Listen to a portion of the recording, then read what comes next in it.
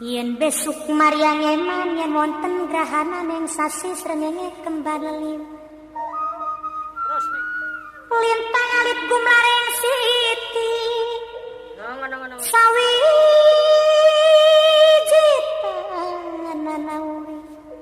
Sawiji tanana urip mung isun karo sampean mati amung kang suwarga. Juga yang salah bukan kiai tapi pakai baju kiai, memanfaatkan orang yang tulus ditipu.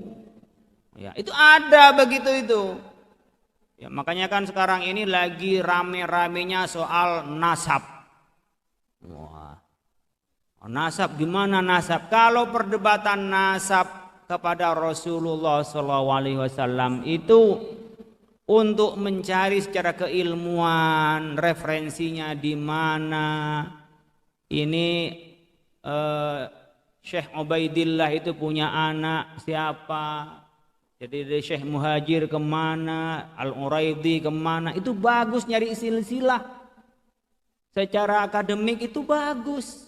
Jadi menemukan benar mana yang silsilah kepada Rasulullah. Bagus. Tetapi kalau kita mencari ini hanya untuk menghantam seseorang atau untuk hanya jadi polemik apalagi dipolitisir, itu tidak produktif perdebatannya. Ya, malah menjadi ketersinggungan bahkan mungkin perpecahan di antara kita. Karena itu apakah penting Pak membanggakan nasab? Mencari nasab itu penting karena kita bagian dari hifdzun nasl. Ini keturunan siapa? Jelas keturunannya, itu jadi diperintahkan dalam Islam. Tapi sombong-sombongan dengan nasab, meskipun nasabnya kepada Rasulullah, itu tidak baik.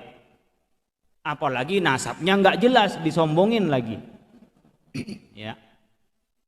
Tetapi nasab itu tidak lebih tinggi dari alim, dari ilmu. Yang lebih tinggi adalah ilmunya. Syukur-syukur habaib itu sudah keturunan Nabi juga berilmu, maka dua-duanya. Tapi kalau harus dipisahkan antara ilmu dan keturunan Nabi, mana yang lebih tinggi Pak? Ilmu. Maka disebut wa annal anbiya lam yuwarrisu dinaran wala dirhaman walakin warasu al-ilma faman akhadahu faqad akhadha bihadzin wafirin. Al-ulama warasatul anbiya. Ulama yang jadi pewaris. Di ketepatan ulama keturunan Nabi ya bagus, tapi ada keturunan Nabi menurut pandangan saya. Kemudian ada ulama keturunan Nabi tidak baik, tidak berilmu. Kemudian ada ulama orang biasa berilmu. Mana lebih mulia Pak? Berilmu. Mohon maaf saya akan sampaikan ini karena ini yang saya yakini dan yang saya pelajari. Faqad akhadha bihadzin wafirin. Dia sudah ngambil bagian dari Nabi sebagai keturunan, iya. Tapi yang lebih banyak kalau mengambil ilmu dari Nabi. Itu anbiya bukan hanya pada Nabi Muhammad. Artinya kita nanti dekat kepada orang-orang yang kita cintai kalau imannya dan amalnya sama. Bukan karena keturunan. Nabi tidak pernah menjamin karena keturunannya itu pasti dapat syafaatnya. Yang saya tahu tidak. Kalau memang dia tidak beriman, nggak bisa. Ketika Abu Lahab itu ditalkin oleh Nabi apa? Untuk Nabi memberi syafaat. Bukan karena kefamilian. Andaikan karena famili, dibiarkan sama Nabi itu Nabi masih bisa untuk memberi syafaat. Tidak. Abu Lahab itu oleh Nabi yang dicegah oleh Abu Jahal pada saat nazak untuk mengucapkan syahadat bahwa dia akan bersaksi di hadapan Allah kalau dia adalah beriman. Tapi ketika tidak beriman nggak bisa menolong. Nabi Nuh Kan'an putranya nggak beriman, nggak dapat. Makanya kita jangan kebawa dengan nasab. Menghormati Habib penting sebagai cucu Rasulullah. Iya. Wong kita anaknya guru aja yang ngajarin kita hormati, apalagi Nabi Muhammad yang bawa risalah. Tapi tidak berarti keturunan lebih tinggi daripada ilmu dan amal, enggak. Karena disebut illal ladzina amanu wa amilus solihat wa tawassaw bil haqqi tawassaw bis sabr. Jadi itu semua lafi khusrin, semuanya dalam nyesat kecuali orang beriman dan beramal soleh. Kemudian disebutkan juga wa kana Muhammadun aba ahadim min rijalikum walakin Rasulullah wa khataman nabi. Jadi tidak bisa masuk karena keturunan itu menjadi prioritas di dalam keimanan kita. Tidak, yang prioritas dalam kita adalah iman dan amal. Tapi kita ini jangankan kepada cucu Rasulullah, kepada orang lain kita menghormati.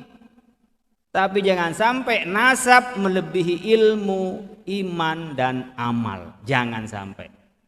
Ini akan mundur umat Islam yang sudah oleh Rasulullah SAW dibuka. Ayo umat Islam berjibaku, ayo umat Islam belajar, ayo. Nah tiba-tiba kita semua runtuh di depan nasab, habis. Karena nasab itu nggak bisa milih. Ya.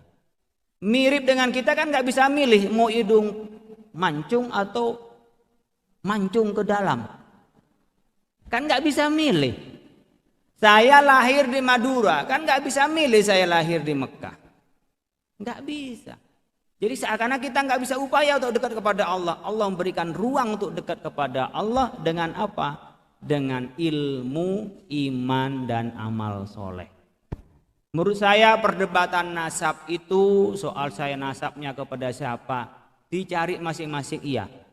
Saya bukan sok-sokan. Kata famili saya itu nyambung dari Aji Gunung ke Syekh Cendana sama dengan Ki As'ad itu Syamsul Arifin, kemudian ke Sunan Ampel, nyambung kepada Rasulullah. Tapi saya nggak berani bilang nyambung pada Rasulullah. Saya nggak tahu benar apakah iya, wallahu a'lam. Minimal saya nggak ada wajah Arabnya. Nggak ada wajah Arabnya. Tapi saya yakin saya anak orang baik-baik. Bapak saya jelas, kakek saya jelas itu. Pakai melalui pernikahan, ya sudah di situ saja. Kalau ketepatan ada dari nasab kita yang baik, bukan buat bangga-banggaan, tapi buat malu. Malu kalau kita berbuat buruk dari keturunan orang yang baik-baik. Itu jangan kita malah seenaknya karena keturunan seseorang. Tapi dari keturunan siapapun itu punya potensi untuk jadi orang baik dan jadi orang buruk. Jadi kita jangan berpatokan pada anak siapa, tetapi pastikan kita, anak-anak kita mengambil bagian besar dari risalah Rasulullah SAW adalah beriman, berilmu, dan beramal soleh. Ini penting saya sampaikan biar nggak polemik terus, nanti digoreng ke pemilu nanti. Wah, nanti macam-macam lah. Jadi kita benci pada Habib. Jangan benci, jangankan kepada Habib. Ma orang biasa, orang gelandangan aja nggak boleh benci kita. Ya. Ma orang non muslim kita nggak boleh benci. Sayang, didakwain biar masuk Islam, biar masuk surga bareng-bareng, kan sayang. Kalau nggak sayang, biarin aja dia, biar masuk neraka. Kan gitu, kan sama anak kita. Kalau anak dibiarin itu bukan sayang, orang tuanya itu namanya dengki sama anak. Nggak ngaji dibiarin, nggak sholat dibiarin, karena sayang. Nggak sayang, itu dengki. Kalau mau sayang, ya dibangunin kalau tidur, diajak sholat kalau dia malas, lalu disantrenin, ya disuruh sekolah yang benar, biar masa depannya jelas. Itu sayang. Bukan dibiarin, oh mau sekolah terserah anak saya manja. Toh nanti saya kasih duit banyak, duit harta saya masih banyak. Itu anaknya jadi nggak jelas nantinya, masa depannya juga nggak jelas. Itu bukan sayang, jerumusin namanya. Ya, ini orang kadang-kadang nggak ngerti sayang dan jerumusin. Mirip dengan sekarang, toleransi Pak sama LGBT Pak. Hormati kemanusiaan itu nggak menghormati manusia namanya. Laki doyan malaki kok sama manusia gimana? Perempuan sama perempuan kok dibilang menghormati manusia. Itu enggak menghormati manusia. Menghormati manusia, sayangi dia, jangan dikasarin, diajak dia untuk jalan yang benar, normalkan dia orientasinya, normalkan dia jadi manusia sebagaimana fitrahnya. Itu namanya cara menyayangi, bukan dibiarin. Jadi orang ngomongnya sayang tapi nggak tahu cara nyayangin. Persis, kan banyak orang tua dulu yang sayang sama anaknya tapi dibiarin nggak sekolah. Oh sayang sama anaknya, minta motor kebut-kebutan, nggak pernah masuk sekolah. Udah sombong anaknya. Kan ada yang kemarin sombong-sombong itu anaknya orang kaya, orang dipukulin, baru masuk penjara. Ya kan. Kalau sayang itu anak disuruh ngafalin Quran, diomelin kalau dia tidak sholat, biar besok jadi disiplin sholat. Tapi jangan dikasarin. Itu beda ya, diomelin sama dikasarin beda. Karena tegas itu penting untuk membangun disiplin. Tapi kasar nggak bisa di dalam.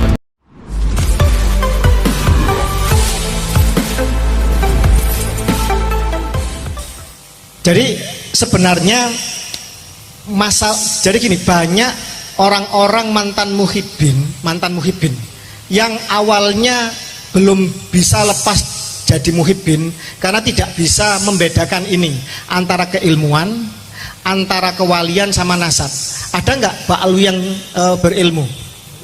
Ada, banyak, ya kan? Kitabnya banyak nggak? Kitabnya sedikit ya. Kemudian ini jujur, mari dibandingkan dengan Kiai Imad aja, berapa Kiai Imad? Dengan Syekh Nawawi Al-Bantani, nah itu jauh lah dengan ulama-ulama Nusantara. Terus kemudian yang kedua, ada nggak Pak Alwi yang jadi waliullah? Saya yakin ada. Pertanyaannya, ketika bicara nasab, bisa nggak seseorang berusaha untuk bernasab berbeda?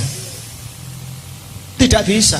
Nasab itu adalah given, adalah takdir, adalah destiny atau takdir yang kita tidak bisa merubahnya. Kita tidak bisa memilih dilahirkan dari bapak siapa, dari rahim siapa. Dan inilah titik poin yang akan kita kupas itu, yang akan kita bedah itu. Saya tadi ada mengatakan bagaimana dengan Habib Umar Muthohar, bagaimana dengan Habib Syekh dan lain-lain. Saya tidak akan menyebut nama-nama yang Anda masih cinta karena urusan hati susah, ya. Saya suruh Anda bercerai dengan istri jenengan yang masih dicintai, wah pasti jenengan tempelengi saya. Jadi gitu. Jadi saya juga mencintai seorang Habib dan akan saya cintai sampai akhir hayat saya. Dia adalah orang tua angkat saya, Abul Husain bin Muhammad bin Alwi bin Hasan bin Toha bin Muhsin bin Alwi bin Segaf Assegaf. Insya Allah kalau beliau melihat ini, beliau pernah mengatakan saya akan mencintai saya dunia akhirat, dan saya pun akan mencintai antum ya Habib, orang tua angkat saya. Tetapi ketika kita bicara mengenai masalah pelurusan nasab Nabi di Nusantara ini, di dunia ini adalah kewajiban fardu ain. Bedakan urusan persahabatan, bedakan urusan kongsi gang, bedakan urusan guru dan murid. Ini masalah kesucian dari Nabi Muhammad Shallallahu Alaihi Wasallam, di mana kita bersumpah setia asyhadu alla ilaha illallah wa asyhadu anna muhammadar rasulullah. Kalau kita mencintai Allah, berarti kita harus melalui jalan itu. Dan kalau jalan itu sudah ternistakan, sudah terkotori, maka sampaikah kita kepada kesaksian asyhadu alla ilaha illallah itu. Jadi ini sebenarnya yang menjadi titik poin yang harus kita gubah. Tapi alhamdulillah, sebenarnya ini saya harus bertestimoni dan saya menggugah para habaib. Banyak sebenarnya dari mereka yang tidak mengkapitalisasi agama. Banyak dari mereka sebenarnya yang punya hati nurani, tetapi mereka semacam bukan takut, bukan, intinya itu bukan mendiam. Ya solidaritas lah sesama bangsanya. Karena apa? Karena kalau sudah terlalu dekat itu kan, apalagi kerabat, ini menegurnya kan menegur dengan cara persuasif. Para habaib itu punya larangan, dilarang berantem di depan pribumi. Mereka kalau berantem di antara mereka. Kenapa saya tahu? Karena saya anak angkatnya Habib. Saya muhibbin kelas berat. Rotib apa yang tidak saya baca? Rotib Al-Haddad, Al-Atos, Al-Bar, Al-Idrus, Wirdul Latif, apa yang tidak saya baca. Saya punya kitab Sabilul Muhtadin karena Abdullah bin Ali bin siapa ya, itu Al-Atos, itu kitab Sabilul Muhtadin, kitab khusus wiridnya para habaib. Saya dulu baca, jadi jangan tanyakan kemuhibinan saya kemana-mana tidur, bareng, kemudian bepergian, luar biasa pokoknya. Jadi itu. Jadi, tetapi ketika bicara masalah ini, kita harus objektif, kita harus menempatkan Allah dan Rasulnya di atas segala-galanya. Tetapi alhamdulillah, sebenarnya motivasi saya ini tadi kan ditanyakan sama beliau, belum saya jawab. Apa motivasi saya di dalam hal ini? Alhamdulillah orang tua angkat saya, ini testimoni ya, kan direkam ya. Orang tua angkat saya seorang habib yang baik, seorang yang ahli ibadah, ahli riyadhah. Beliau pernah berkata kepada saya ketika saya minta izin, karena setelah ayah saya meninggal, ibu saya menitipkan sama beliau untuk diasuh sama beliau, untuk didik sama beliau. Kebetulan habib yang baik gitu loh, bukan yang merampas istrinya orang. Jadi beliau mengatakan bahwa beliau mengizinkan saya untuk membantu keluarga Wali Songo untuk aktif di dalam urusan ini. Beliau mengatakan 3 hal. Yang pertama, ente bakal tahu siapa nasabnya Wali Songo. Alhamdulillah, sekarang Sayyid Syarif Maulana Nur Fadil Al-Bantani sudah terisbat sebagai keturunan Sunan Gunung Jati melalui Al-Bukhari, Al-Musawi, Al-Husaini. Sunan Giri sudah terisbat nasabnya dari beberapa nakoba termasuk Maroko. Dan ini akan menyusul seluruh keluarga Wali Songo, derajat, ampel semuanya. Dan ada yang membuli Wali Songo hablug grupnya O. Kata siapa? Ini saya buka ya. Saya buka data ini langsung dari Ketua Nakoba Ansab Aulia Tis'a tentang hasil tes DNA salah satu keluarga Wali Songo. Ini isinya. Mana tadi? Hasil tes keluarga DNA Wali Songo. Yang pertama melalui Yisek J1, melalui Ancestry Inggris J1, 2 and 3 Jermani J1, Inavis Mabes Polri J1, Rumah Sakit Internasional Singapura J1, Expert DNA Dubai J1, Expert DNA Tes Brunei J1. Kalau keluarga Wali Songo telah terbukti haplogrup DNA-nya J1 dan ada SNP single nukleotida polimorfis keluarga Nabi Alul Bait Nabi, mana sekarang Pak Alwi? Orang kalau benar Pak, tidak banyak mulut, tidak banyak cincong, mudah pembuktiannya. Hei, kamu katanya punya mobil, punya? Mana mobilnya? Ini ada suratnya, STNK-nya ada, BPKB-nya ada. Bayar pajak? Bayar. Itu kalau orang benar punya mobil. Tapi kalau nggak punya mobil, gaya-gaya pada tetangganya, kamu ada mobil, bulet jawabannya. Ya seperti itu, Yahudi ini. Wali Songo, ada nasabmu, ada catatannya, manuskripnya ada. Kamu berani isbat, berani, lolos, DNA, lolos. Ini Pak, orang yang benar. Perjuangan ini bukan untuk rebutan nasab jadi keluarga cucu Nabi, tidak. Kalau perlu tidak ada yang jadi cucu Nabi di Nusantara ini. Kalau perlu tidak ada yang terbukti jadi cucu Nabi. Kalau itu nanti hanya melahirkan perbudakan, melahirkan rasisme, melahirkan arogansi nasab, melahirkan kapitalisasi dan perbudakan spiritual. Tidak perlu dan tidak penting cucunya siapapun. Ini kan karena keluarga Wali Songo dihina 200 tahun. Keluarga Wali Songo dibelokkan nasabnya ke Yaman. Menurut kitab namanya Samsud Dohiro, karangan Abdullah Al-Masyhur ya, Abdurrahman Al-Masyhur, yang ditahqiq oleh dia sahab. Menurut Van den Berg, jelas tertulis di situ kok. Menurut Van den Berg kok. Katanya Wali Songo ke Yaman. Katanya Profesor Dr. Agus Sunyoto di dalam Atlas Wali Songo itu adalah apa? Spekulatif. Jelas kata-katanya, nasab rakitan spekulatif, jelas kata-katanya spekulatif. Beliau seorang pakar sejarah, meneliti manuskrip ke luar negeri, ke Leiden, ke Belanda, ke lain-lain. Beliau memahami tentang tes karbon dan lain-lain. Spekulatif nasab Wali Songo yang ke Yaman itu. Tetapi hasil dari isbat internasional jelas kok keluarga Wali Songo diakui oleh nakoba-nakoba dunia. Pertanyaannya, hei Ba Alwi Yaman yang mengaku cucu Nabi, yang menyombongkan sebagai cucu Nabi, yang menjual nasabmu untuk memakan darah dan keringatnya dan hartanya pribumi Nusantara. Mana tes DNA-mu? Mana susunan nasabmu? Mana isbat internasionalmu? Kosong. Apakah masih kita percaya mereka sebagai cucu Nabi? Tidak. Jelas, orang benar itu jawabnya tegas. Kalau orang salah bulet, mertuanya ngomong kita harus tes DNA, mertuanya haram tes DNA. Lah ini mertua sama mantu kok bulet ini ya kan, mungkin menantu durhaka ini. Jadi itu jawabannya. Jadi terkait masalah Anda jadi muhibin atau mbak itu beda urusan. Tetapi dalam narasi ini kita harus tegas. Jadi gini, antara habaib yang kasar maupun yang halus kita anggap sama dulu.